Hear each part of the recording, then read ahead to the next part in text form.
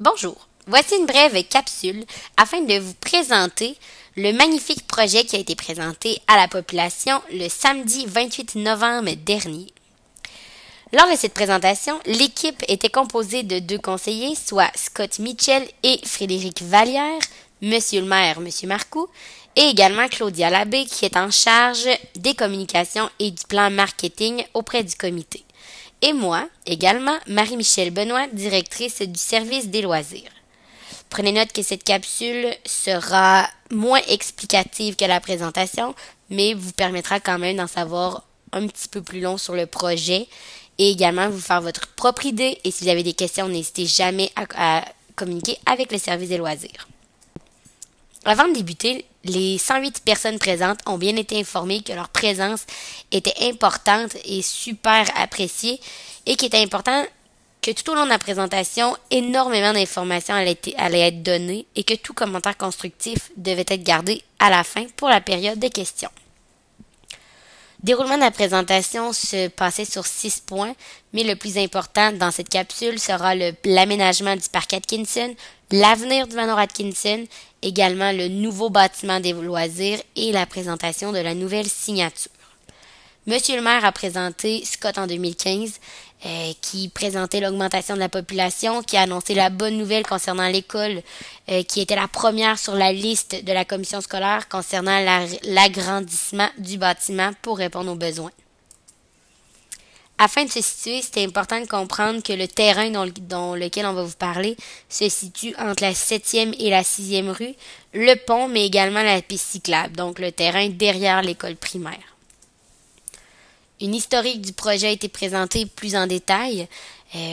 On part de 2004 jusqu'en 2009, soit en 2004 le retour du Festival de l'Épi, qui n'est pas municipal, mais qui est quand même 3 jeunes filles, Marie-Pierre, Shirley et Marie-Jo, qui ont recommencé le festival afin de dynamiser le milieu, mais aussi d'apporter des fonds pour développer les infrastructures et les améliorer.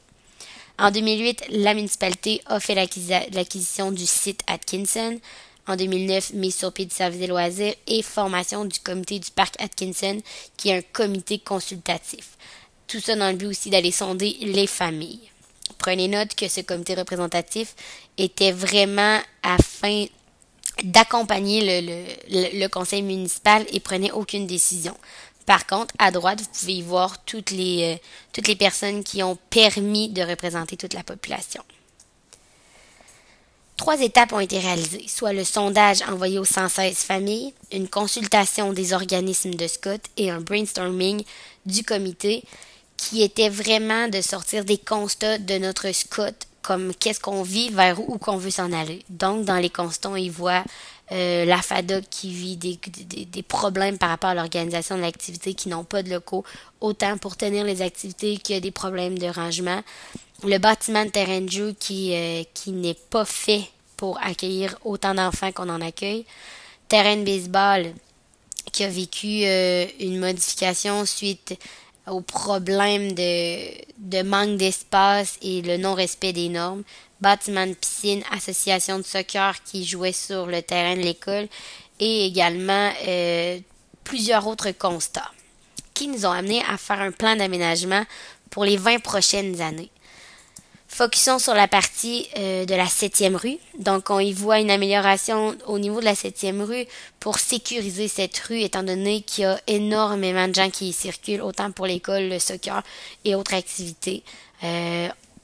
On part de la 7e rue et du pont avec plein de sentiers, autant pédestres que des sentiers pour faire de la raquette, ski de fond, mais surtout pour sécuriser tout déplacement à l'intérieur du parc. On y voit le grand terrain de soccer qui est déjà fait, qui est déjà réglé, donc on peut en être fier. Et aussi, allons voir vers le bâtiment actuel, le manoir Atkinson, on y voit un agrandissement. Par contre, ce dessin n'est plus valide, mais vous donne quand même une idée de ce qui avait été projeté pour les 20 prochaines années. On y voit sur différentes parties du parc des espaces libres, des zones pour faire des terrains sportifs, donc pour améliorer notre offre. On y voit des beaux bassins d'eau afin d'aller rechercher les zones plus humides. Et dans la 6e rue, qui est encore un projet en cours, juste cette zone-là, avec une demande de subvention également en cours pour améliorer le coin pétanque, le coin festival de l'Épi. Donc, toute cette zone-là, on pourra vous présenter un projet prochainement. Puis, on a un comité qui travaille encore.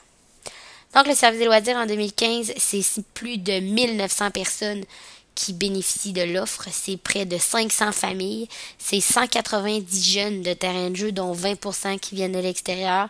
Ce n'est pas seulement des enfants, mais plutôt des aînés, femmes enceintes, des nouvelles mamans, des hommes, des femmes, des adolescents et des personnes à limite physique. Au service des loisirs, on y compte 20 moniteurs, 7 employés à la piscine, 20 entraîneurs et arbitres au soccer et plus de 30 responsables d'activités spécialisées et de parents bénévoles. Dans ces statistiques-là, on doit considérer, en plus de tout ça, l'équipe de la bibliothèque qui font un excellent travail et qui ont quand même une très belle équipe de bénévoles.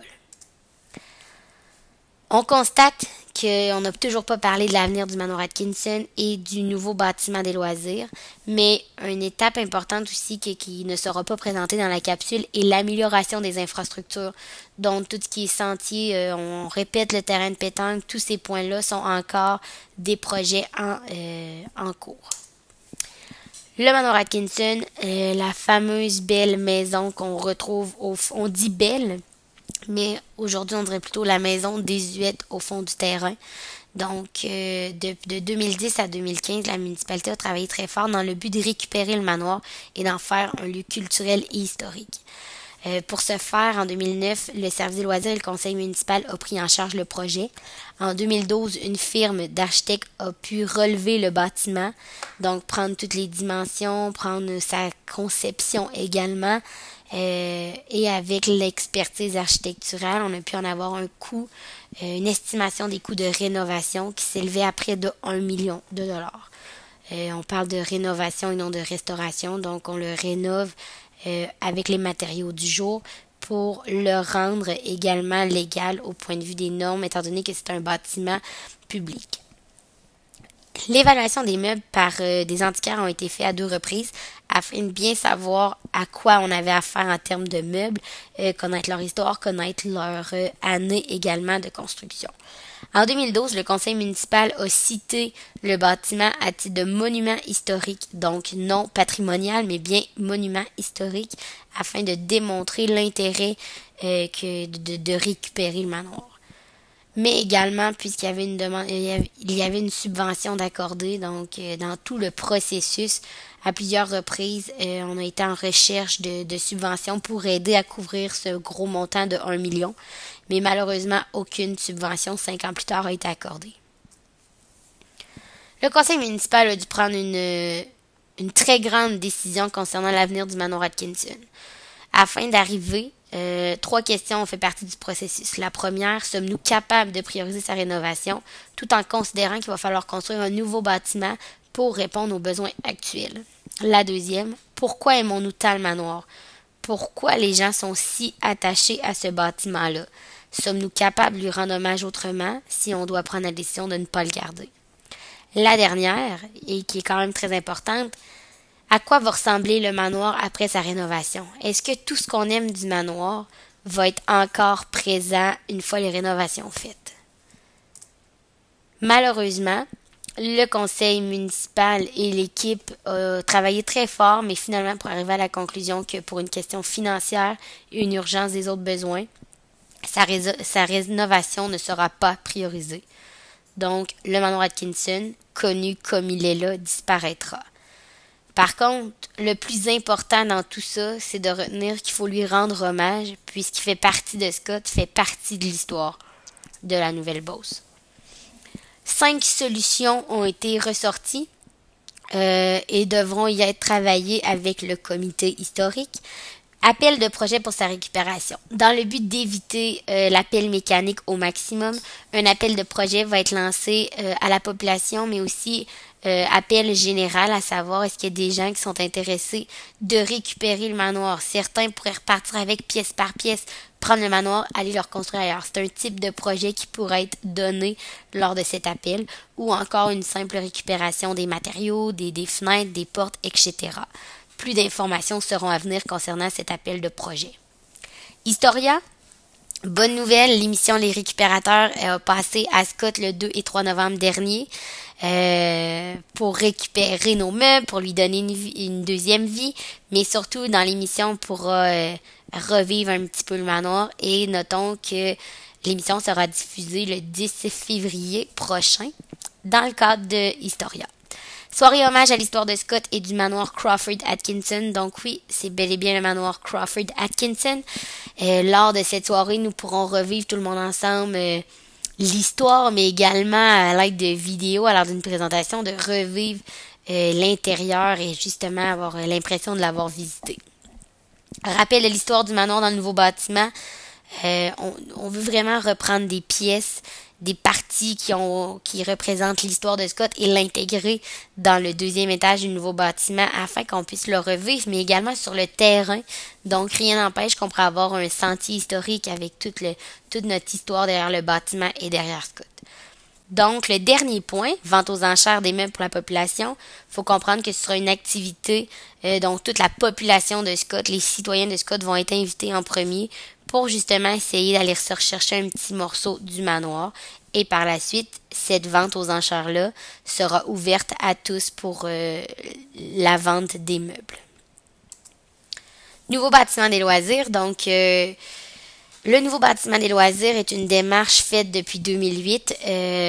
En 2009, un comité du bâtiment a été créé afin d'élaborer les besoins, de visiter des bâtiments comparables pour aller chercher les bons points, les points à ne pas répéter et des esquisses sont en cours depuis 2011.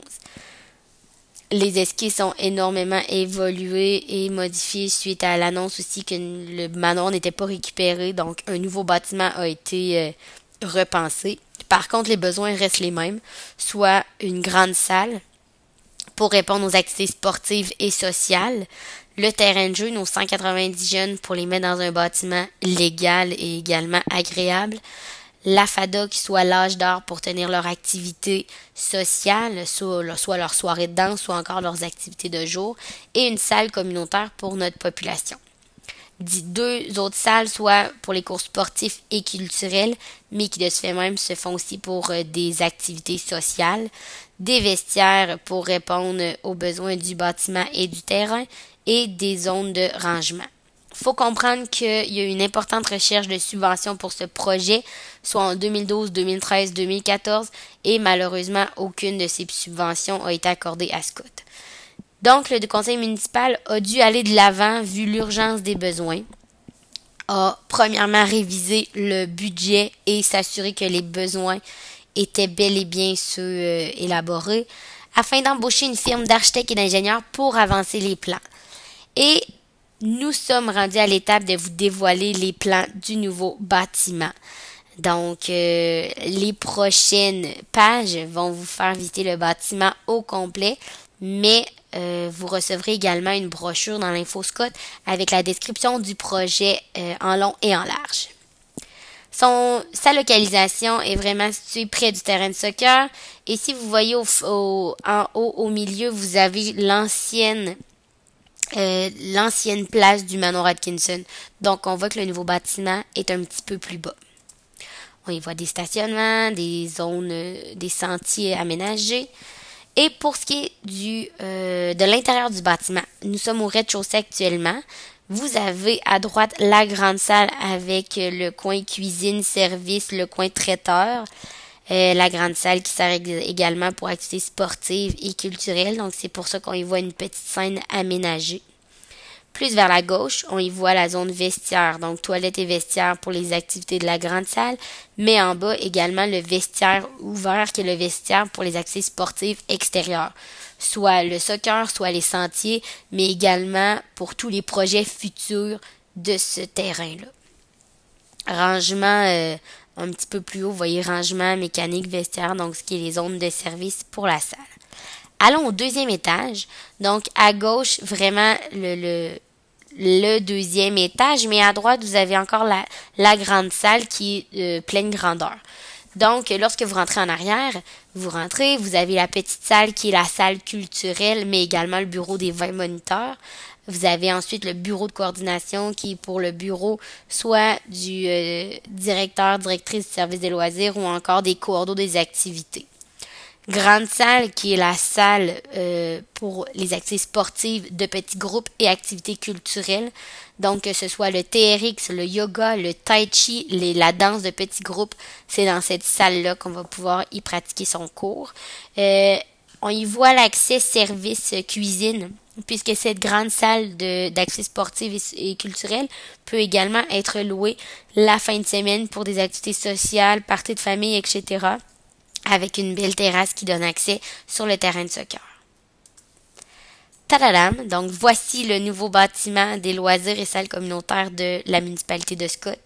C'est avec fierté qu'on a pu présenter le 28 novembre dernier le nouveau bâtiment et la réaction a été tout simplement wow! Deuxième vue, donc plus du terrain de soccer. On y voit encore une fois la terrasse en haut et le vestiaire sportif. À gauche, les marches pour accéder à la piste cyclable. Et derrière le bâtiment qui se trouve être l'entrée principale du deuxième étage pour participer à ces activités. Une planche de présentation, un roll-up se promènera dans les différents services pour voir le nouveau bâtiment. Donc, vous pourrez le voir soit au bureau municipal, à l'école primaire ou encore à la caisse. C'est pour quand? Donc, ce beau projet-là est pour l'automne 2016, soit l'appel d'offres en février, l'octroi du mandat en mars, début de construction mars-avril pour ouvrir le bâtiment à l'automne dès que possible pour tenir la programmation automne 2016. Le coût du projet. Afin de présenter le coût du projet, on a fait référence au projet comparable pour se situer, soit qui était entre 1,7 million et 4,5 si on pense au projet de Saint-Isidore, Saint-Elzéar et Saint-Sylvestre. Le coût présenté comprend bien sûr le bâtiment, l'aménagement du terrain, l'achat des équipements, mais également les taxes. Donc, on reprend le 2,6 millions. Vous allez voir 3 scénarios. Soit scénario A, qui du 2,6 millions, on a conclu le remboursement des taxes. On a enlevé le 225 000 $ qui était de la taxe d'assises accordée pour le projet et une campagne de financement à seulement 150 000 $. Je dis seulement puisqu'une aide a été confirmée de la MRC dans le cadre du programme du Pacte rural de 60 000 $. Donc, à 1 999 283 qui représente le montant à couvrir pour la population de Scott. Scénario B, même chose, on a enlevé la taxe d'assises, on a enlevé le remboursement des taxes, mais on a mis une campagne de financement de 250 000 $. Le scénario C, qui est 1 99 283 $, qui, à ce montant, on a enlevé une campagne à 150 000 $, mais également une subvention de 900 000 $, qui est la subvention qui est en cours. Par contre, lors de la présentation, on est vraiment allé focusser sur le scénario A, qui est le pire scénario, mais qui, on dit le pire scénario parce qu'on veut pas, on n'a pas dit des faux chiffres à personne. Et dans ce scénario, il faut comprendre que les nouveaux terrains vendus et les nouvelles maisons construites en 2015 ne sont pas pris en considération, mais on est quand même allé avec ce calcul.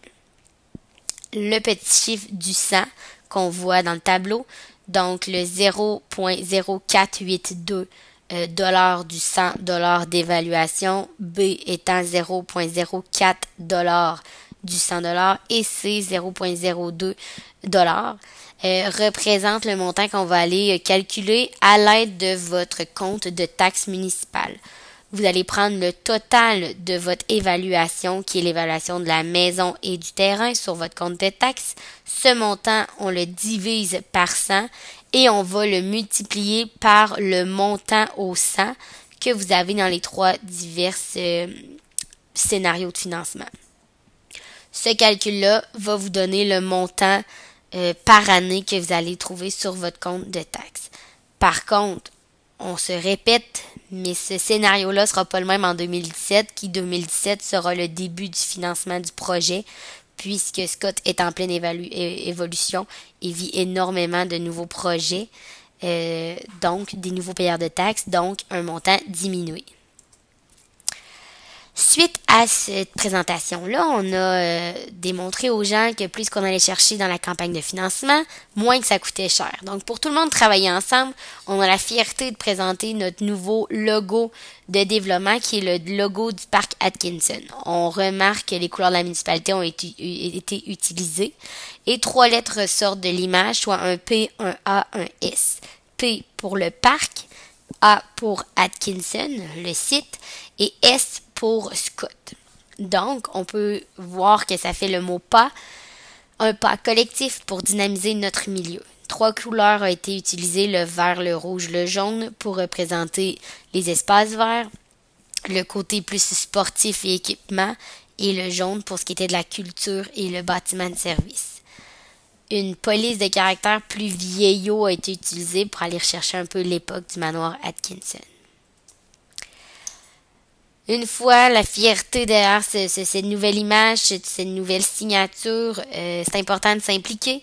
Donc, que ce soit parmi ces 6 comités-là, tous les gens qui ont des commentaires constructifs, on les veut avec nous pour améliorer le projet, mais surtout que c'est un projet d'envergure qu'on va voir à Scott et qu'on a besoin que les gens s'impliquent.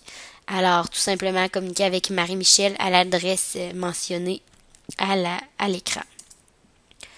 Période de questions, donc lors de la présentation, une belle période de questions a été faite, mais surtout hyper constructive, que c'était par rapport au déroulement de la vente aux enchères, que ce soit pour le côté plus historique. Alors, c'est important de comprendre que plusieurs communications sont à venir pour vous expliquer le projet. Qu'on pense à l'InfoScott de décembre, une édition vraiment plus spéciale sera faite et au cours des prochains mois, vous serez vraiment informés des diverses activités à venir. Merci encore une fois aux 108 personnes qui ont pris le temps de se déplacer pour venir écouter et faire des commentaires hyper constructifs. Merci à nos 2 conseillers, Scott Mitchell et également Frédéric Vallière, à Monsieur le maire, Monsieur Marcoux et Claudia de KO Multimédia pour le travail. N'hésitez pas à communiquer avec la municipalité de Scott 418-387-2037 ou encore municipalitédescott.com. Merci, bonne journée.